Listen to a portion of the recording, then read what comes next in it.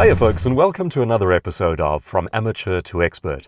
And it's the episode that almost didn't happen. I've had a remarkably tough time putting this one together. You might be able to tell from my tan that we've had 2 weeks of solid rain in my neighborhood. I look like the poster boy for Tipex or Whiteout.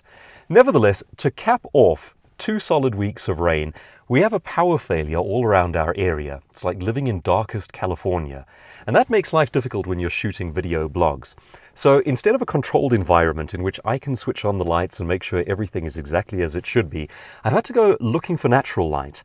And that's why you find me here. My first attempt, I walked to the front of the house, opened the door, and thought, if I put the camera just outside and aim it in, I can be out of the rain but still get the natural light. And that was when, inexplicably, 2 of my neighbors, who have never done this in the 7 years we've lived here, decided that they would have a street sweeping party. So they spent the next 10 minutes or so loudly sweeping the street in the rain. So fine, I go out the back door and I figure, all right, we'll use the back door, same basic process, aim the camera inward. And my neighbor on that side, I'm 1 minute into shooting the video, my neighbor on that side breaks out his chainsaw in the rain in order to cut down a tree, because apparently that was terrifically important. That tree had to go now in the rain. So I've had an incredibly difficult time. My neighbors have gone mad. They're a little rain-addled, and the madness is manifesting in extreme gardening. So here we are in the car. What is our thought for the day? Today I'd like to share a bit of a philosophical thought with you, and it's an important one, but I hope I'm able to really capture the heart and soul of this one. It is simple but important. As I've been writing the 3rd book on wealth, and this follows on from Is Your Thinking Keeping You Poor and Poverty Proof, Penguin asked me to do Poverty Proof for entrepreneurs, and I've spent a great deal of time immersed in the kind of literature of wealth versus poverty. And there's a thought that's been playing around in the back of my mind, and it's essentially this: there is no upside, there is nothing to be learned from studying poverty. Poverty is an absence of. It is like studying darkness in the sense that there is actually nothing there to study. You are studying the absence of light. You are studying the negative. You are studying what is not there. Now, a great deal of socioeconomic planning and a great deal of thinking around wealth and how wealth is managed and developed and so forth takes as its starting point the idea, so there is wealth and how do we distribute it? Now, of course, that is very much a socialist form of thinking, and it misses the most important step, which is to ask the question, how is that wealth generated in the first place? Now, if you've been following these videos for a while now, you may have come across this concept which I've shared with you, and it comes from Harvard Business Review. It is the basis of how you raise up human beings and how you raise up potential, and it is a simple but powerful technique for managers, which says this: don't study the problem, study the bright spots and replicate them. Now let me give you that example in a sales scenario, and then we'll apply it to wealth. In a sales scenario, that might look like this. You have a team of 10 people.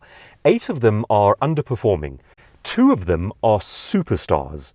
Now, what the intelligent manager does is he doesn't try to fix the problem with the other 8. That manager instead studies the 2 and asks, what are they doing correctly? Those 2 represent what we would call the bright spots. And the clever manager, the strategic thinker, studies what they're doing right and teaches it. Now, the same applies in wealth, and this is actually terrifically important. There is not much to be gained in studying poverty. Poverty, again, is an absence of. The solution is the generation of wealth. So our question becomes, how do you generate? Not how do we understand poverty, not what are the socioeconomic conditions, because in essence, everybody starts at zero. If you are a wealthy family, if you are a wealthy nation, if you are a wealthy business, at some point in time, back in history, you started at zero. So the interesting question is, how do you go from 0 to 1? Or otherwise put, how do you generate where there was nothing before? It is that act of generation that is the important part to study. Poverty in and of itself is not interesting. Again, it's just the absence of. So to cure poverty, you don't study poverty. You study the bright spots and you replicate them. Now, on a massive level, on an international level, you might take countries like Japan over the last century, which began as fairly rural, fairly agrarian, and then said, what's the best in the world and how do they do it? And they studied the techniques, they implemented them, and the techniques worked. More recently, you might choose, say, South Korea. These are all nations that, like every other nation, began at zero and said, the 0 point, the starting point, is not interesting. What's interesting is how you generate. Let's learn that.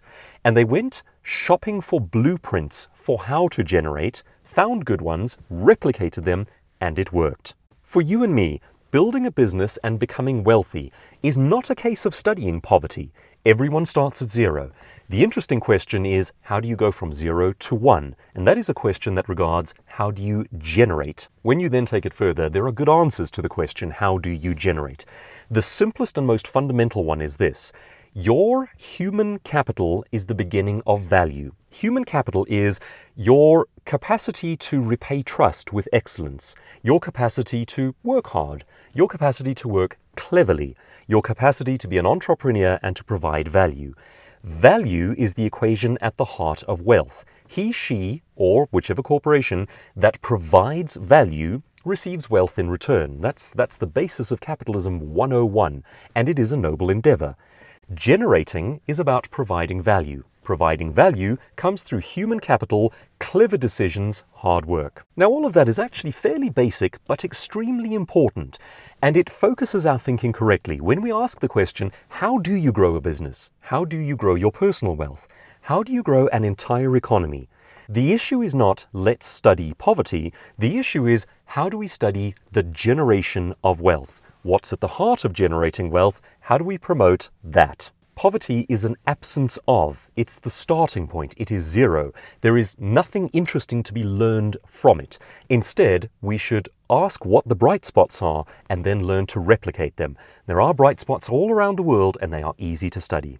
My point and purpose with this channel is to help you to replicate bright spots. It's to find best practices, smart cuts, clever strategies, and to share them with you each weekday. If you haven't subscribed, please do so.